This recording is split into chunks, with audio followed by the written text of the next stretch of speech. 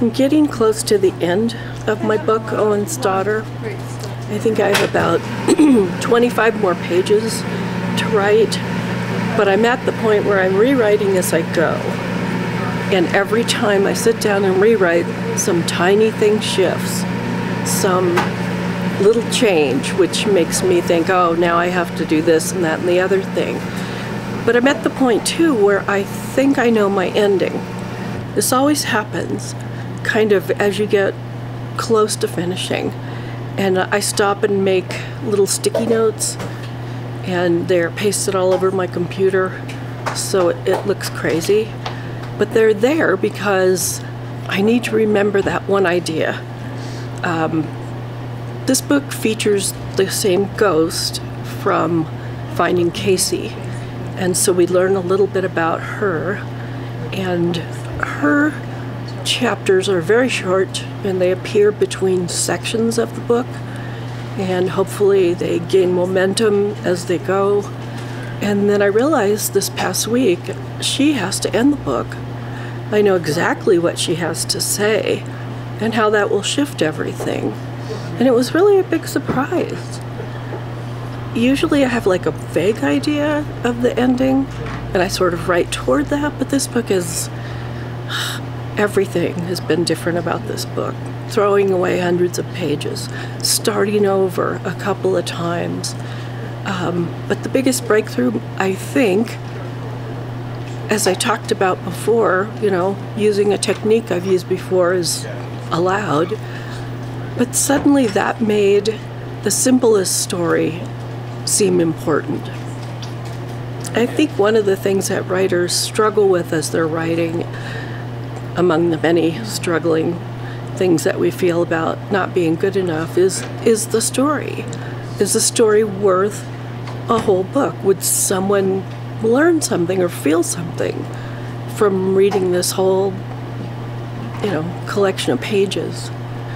And that also came to me this week too, that realization that yes, absolutely, it is, and that there were things I could cut out.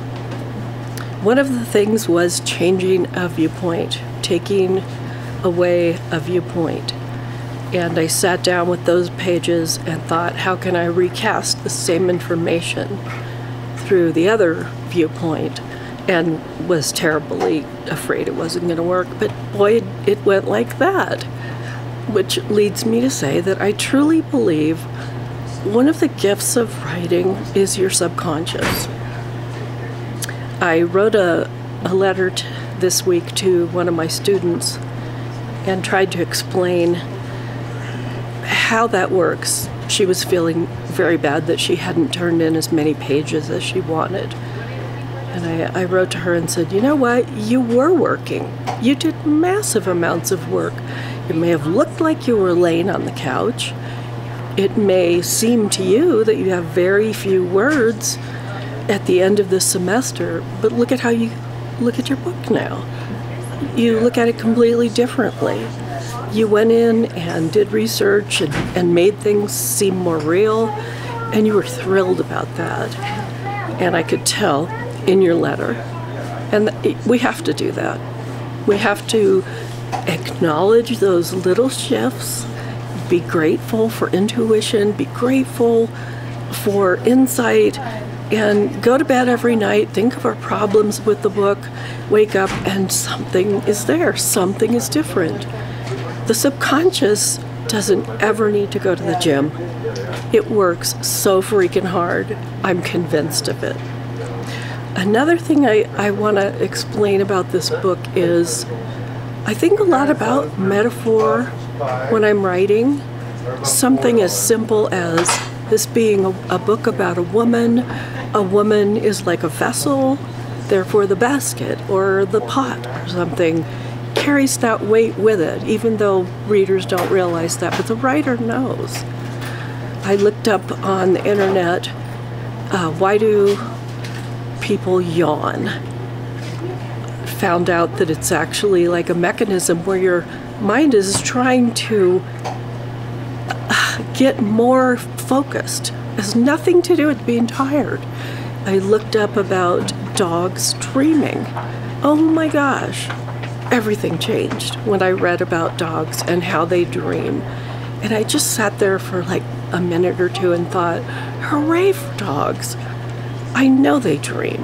And hooray that they're going to make all of the scientists really mad and have to rewrite everything. That is a supreme gift to a writer. So I love the internet in that way, even though people scoff that I do my research like that. So that's what's going on this week. Hopefully by the end of this month, we'll have a draft. And then I'll hand it to my best friends to read so they can tell me all the stuff I need to fix. Bye.